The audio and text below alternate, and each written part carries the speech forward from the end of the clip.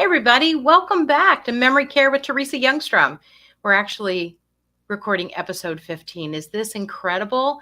I'm so excited you're back. I'm so excited you've been able to send these this way and that, and so appreciate when you subscribe, like, and share. That just helps us so much to get this information out to those people that need it. You just wouldn't believe how many people I talk to that just really don't have a clue on how to care for someone with memory failure, and they're just doing the best they can. But you know what? I tried winging it, and you know what that got me? Kicked out of the blankety blank house. So I have exciting news for you today. We have a guest, and we're going to talk today with Paula Levy. Paula is a colleague and a friend, okay, who spent the last 3 decades of her life working to make a difference in the lives of people living with dementia, along with assisting their family members and caregivers along this arduous caregiving journey. And that's what it is, guys. It's hard.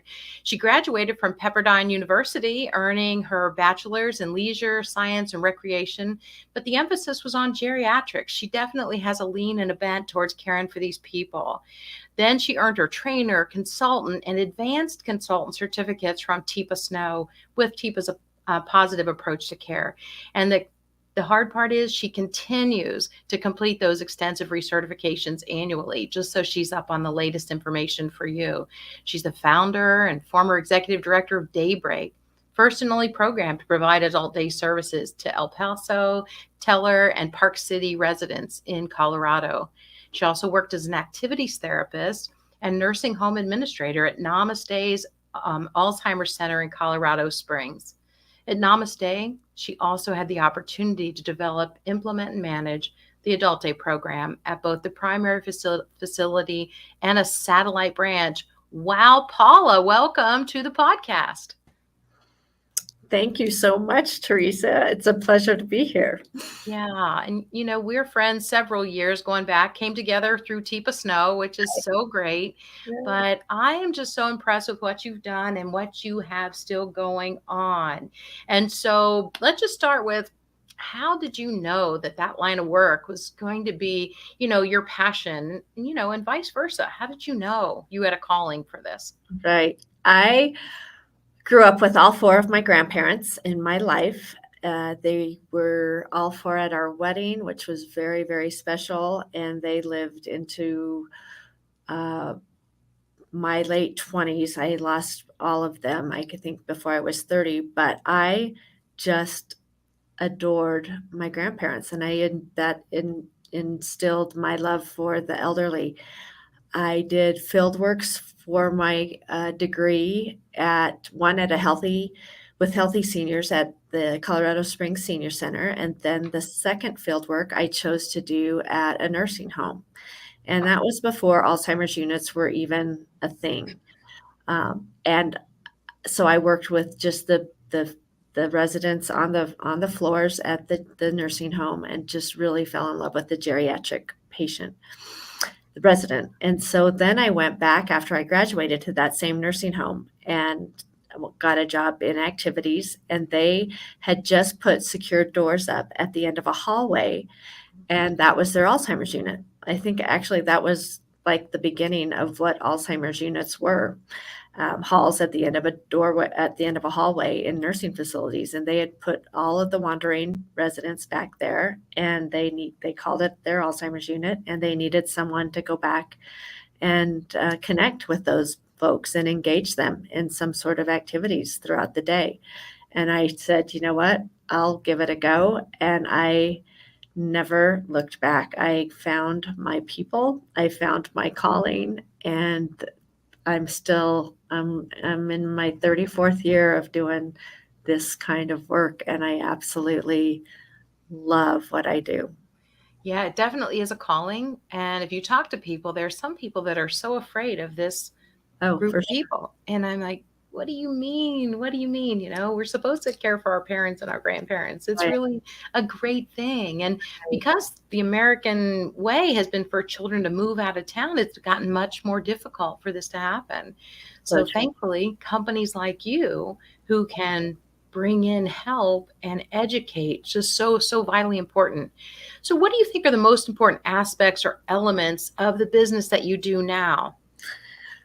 definitely the education piece, helping families just understand what dementia is and what it isn't, how they can better communicate with their person, and really the basis of what I share and help them to understand is how they have to learn to lead with compassion versus an agenda. And caregivers want to control something in this journey, on this journey, and they cannot control what's happening to their loved one, but they can control how they react and respond and communicate with their person. And so instead of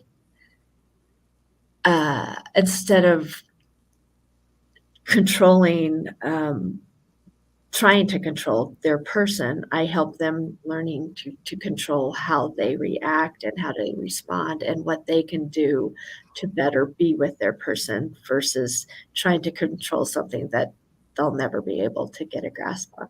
Wow. Yeah, joining them on the journey. That's pretty much what we have to show people, is that we have to join them on the journey.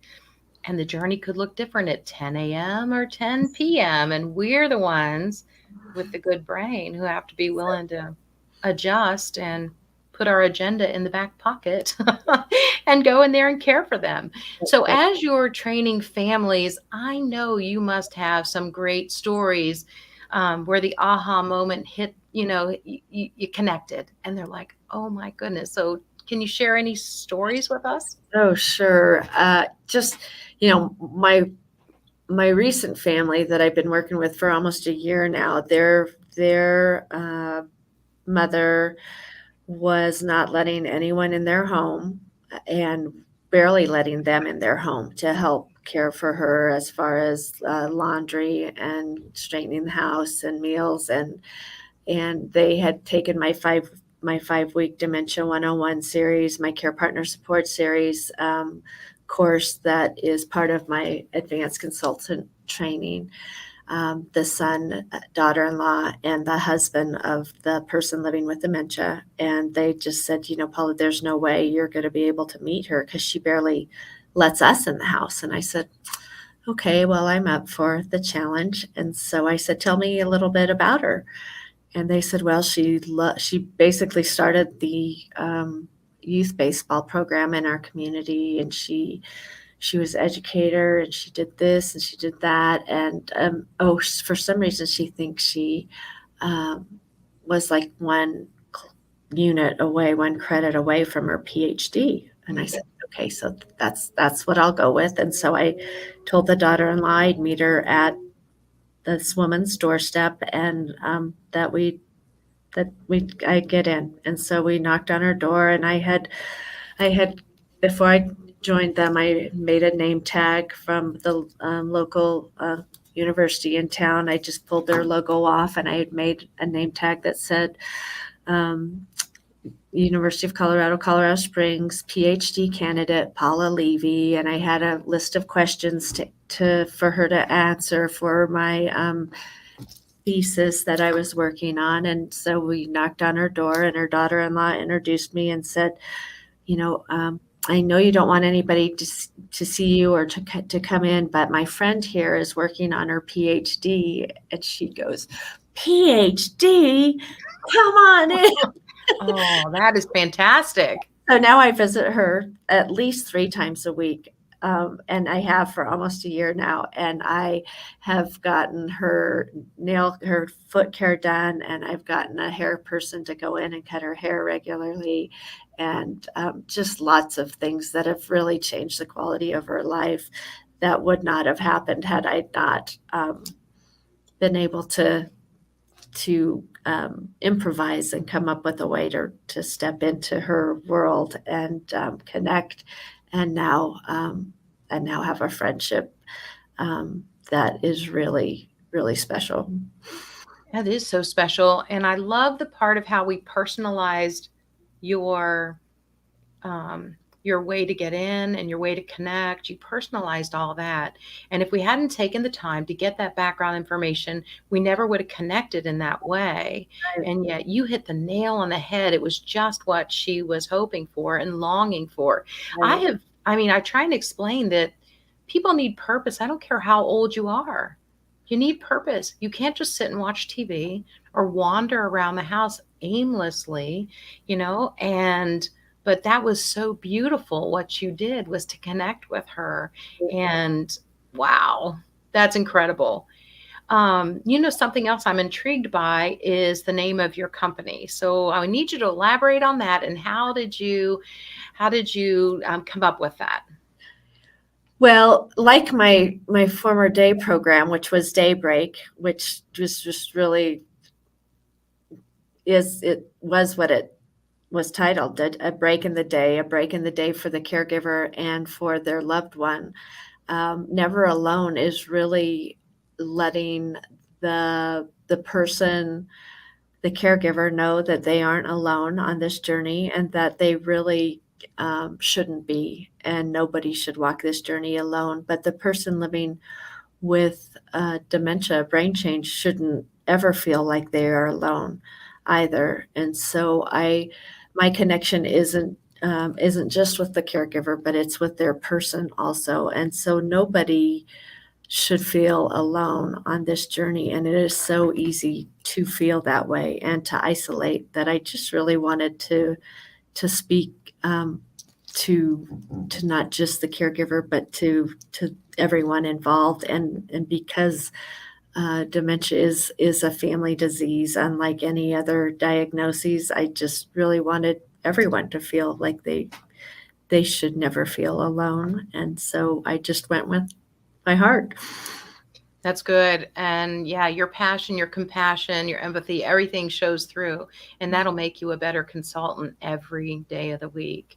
Now, when I met you, you were still doing Daybreak. Right. And I was impressed then. And now you've even come so many steps further. But what set you apart with Daybreak? What set that place apart from other just, daycare programs for seniors? Sure.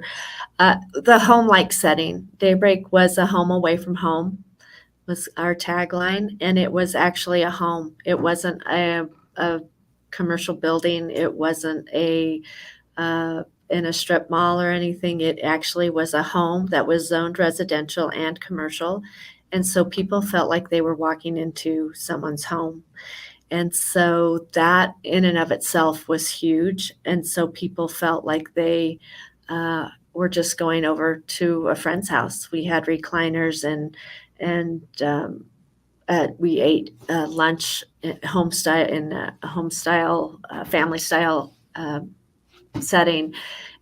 We had pets that visit. We had music. We had outings. We had vehicle to go on outings, a huge backyard. It just felt like home. And then the services we provided also allowed for the caregiver to get a lot of their loved ones' needs met at our program, so that they didn't have to go out and make separate appointments for their person, that we could get a lot of their things done while they were at our program during the week, like a haircut. We had a volunteer hairdresser that would come twice a month to do hair appointments and not charge for their haircut. We had a foot care nurse that would come and do their foot care, toenails specifically, and just smooth calluses and corns and all of those things. So she would come in every other month to do foot care. We could offer a bath or shower. We could pass our medication. So we could, and if people were on palliative care, those services could see them at our program. So we just had a lot of extra services. We could provide transportation to and from. So we took a lot off the caregiver plate just to make their respite time, truly all theirs. They could go home. We had one lady that just went home and slept for 4 hours while her person was with us, because caregivers are sleeping with one eye open most of the time. Yeah.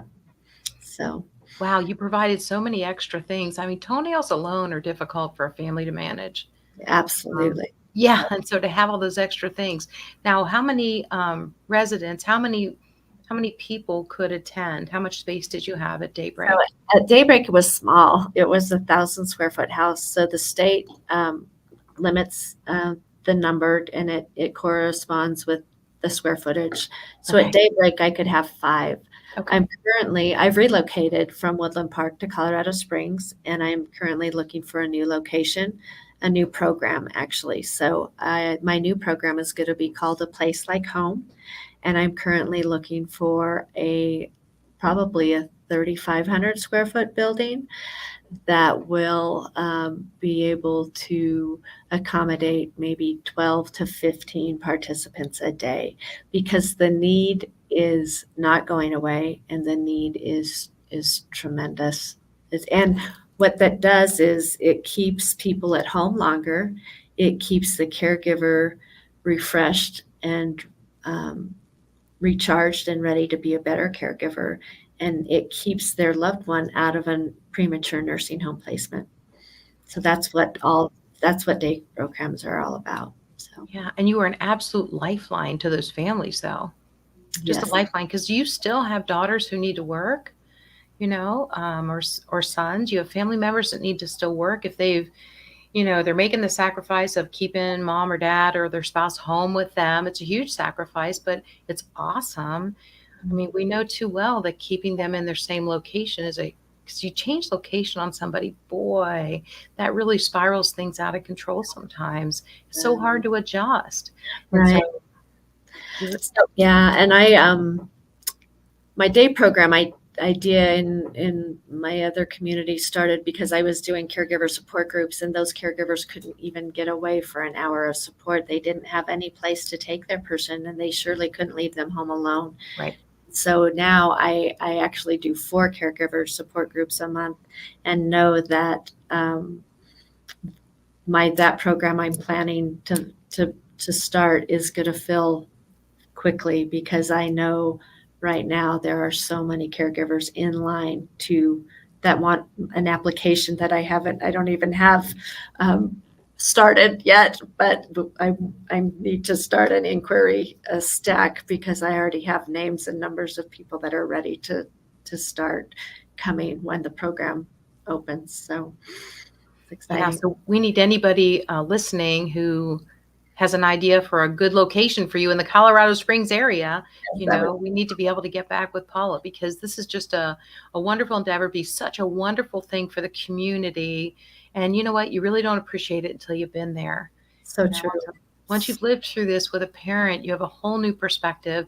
That's one of the biggest challenges I have when I'm called in to do a consultation, is you sometimes have family members who feel like, yeah, I know about that. My great grandmother had that. And don't you find that challenging to be able to say, yeah, but it's not A plus B equals C? If you've met one person with dementia, you've met one person with dementia. Teepa's all too strong on teaching us that. So how do you come alongside those families, and how do you break through that wall?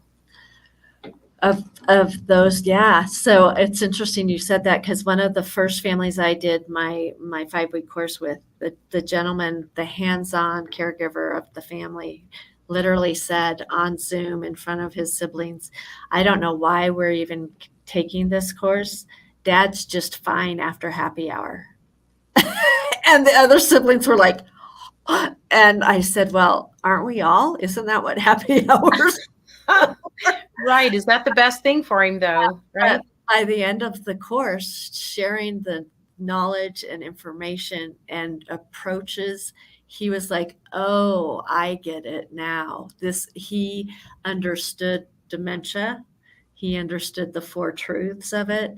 He understood how different approaches and different verbiage on how to speak with your person makes a difference, and he told us stories back of how using what he had learned changed the way his dad responded and how he communicated and his relationship with his dad. So people that have that wall up, um, I can bring that wall down, and I do it with humor. I do it softly.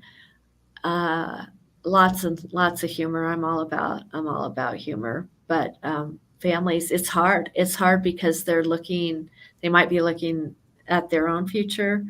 They're uncomfortable. Maybe they didn't have a good relationship with their parent, and it's hard to try to give to a parent that wasn't there for you or who was mean to you.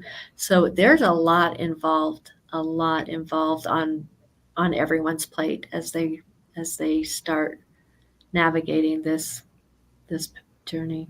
Yeah, definitely.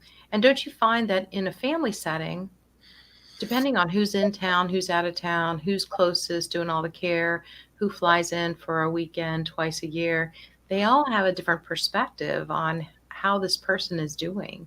And Absolutely. I've found helping them understand the whole cordial, right side brain thing and the idle chit chat. And that's what, in the phone call you're getting, you're not the one there trying to get them to get some hygiene or change their clothes this week or, change their brief this, today or tomorrow, so that's just so hard, all the different personalities to deal with. I know recently I was dealing with a family and there's one daughter who feels like she can come in and just scoop mom and take her away for vacation. It's so hard on her mom. And so helping her understand that, that'll have to end at a certain point because it's the benefits don't outweigh the difficulties you're causing her and the fear and the risk. Right. Because all of a sudden, yeah, she can get out. Yep. And so another thing I do, not only educate families, but I actually work with their person. Like I said, I visit this lady, but there's people that I go in and take their person on outings myself so that their family member can have their home to themselves. So I take a lady to get her nails done, or I take her to go. She loves Goodwill, so we shop through Goodwill for the afternoon and stop and have lunch, so that the caregiver can not have her underfoot and can have the home to himself and to really. Plus, it gives a change of scenery, but it gives a change of scenery for their loved one with someone that can really know how to take care of them and know how to talk with them and handle a situation if necessary. But it's just refreshing for both parties. So. Yeah, because Teepa's made it very clear that the person closest to the person living with dementia, you know what, the risk of them dying first is over 60% if they don't bring help in. And so getting that message out there, I sometimes run into challenges with a daughter specifically who wants to do it all, and she thinks that she's supposed to do it all, but she's got 3 grandkids 4 days a week and she's trying to care for her mom and who is busy and going out the front door, and just getting the point across that I'm just real adamant that, and tell me if you agree, that we either have to bring help in eventually or they'll have to go somewhere because it will take you down. What do you think? Absolutely. And the placement discussion for me is that it's really a gift to both the family member and the person. You are gifting yourself by surrounding your person with a team of departments of housekeeping and dietary and nutrition services and maintenance and all of those people in a facility setting that can care for your loved one and do it 24/7 to your one person who is trying to do everything that all this staff will be doing for your person. And then you get to be his wife again. You get to be Yes. your husband again. The daughter again. Daughter. Absolutely. You get to just go and be. You don't have to worry, oh my gosh, is the clothes clean, or does she have clean clothes for tomorrow? Is there a meal coming? Do I have to go to the grocery store? Do I have enough to make a meal? Oh gosh, the bathroom's dirty. No, you don't have to worry about any of that anymore. You have just gifted both of you a really beautiful thing. And so you get to be back to who you were supposed to be all along. So important. Having lived through that, just knowing firsthand how important that is. I remember when we finally did bring in when hospice care came into the house. And so now there was a nurse coming in, setting up the Medi-Set, doing the assessments. And, it let me step back to be a little more the daughter, and brought in some caregivers and just things like that. So yeah, that's part of our job, is to let families know you got to bring some help in, and sooner than later. And I like to say, well, and if ultimately you're realizing, gosh, I can't keep them at home forever, go ahead and bring the caregivers in. I like to let them acclimate to some caregivers and then move with those caregivers, and then we wean them out, because then they have someone familiar in this place. What are your thoughts on that? Have you ever tried it? Absolutely. I think that's a great idea. Just to get them used to new faces and other people and other environments. Families that aren't comfortable with the thought of a permanent placement, I say do a respite stay in a facility that you think you might pick as a permanent placement eventually. That way, that if it does become a permanent placement, your person is already familiar and they are familiar with your person. But go ahead and do a little weekend respite and say that you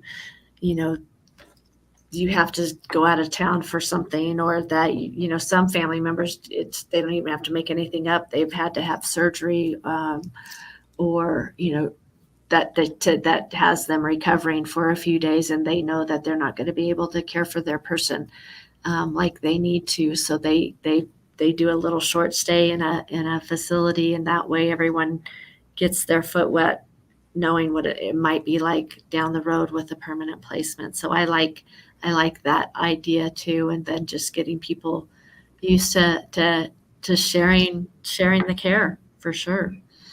Yeah, and it may go well and it may not go well, and we learn. Absolutely. Learn what they're ready for. Well, this time has gone by so quickly. I think because it's so interesting, and because you're so passionate about what you do. So again, I want to say thanks for coming on, but I can't let you go without giving us the contact information. How does someone get a hold of Paula? If they need more information, maybe it's a consult they're looking for, but if they're in the Colorado Springs area, they need to know about you. So can you tell me, just tell us your contact information again. How can they get hold of Paula Levy? My phone number is 719-331-3640, and my website is neveraloneconsulting.com. Fantastic.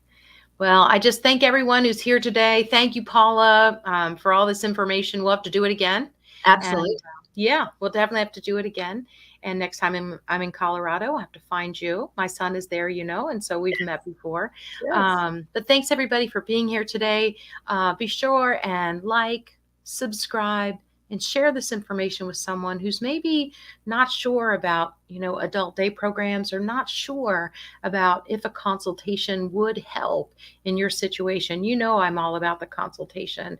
I love to do staff training, speaking events, and sit down with families. Sometimes we're on the phone, sometimes we're on Zoom, and sometimes we're just around the kitchen table, because there is so much to learn. And each one of these individuals is an individual. And just like Paula gave you that great example, once she found something, a little bit of information, how she could connect with that particular woman, wow, changed everything in their relationship. And you can do that too. Again, Teresa Youngstrom, Better Approach to Memory Care. Thanks so much, you guys. You got this.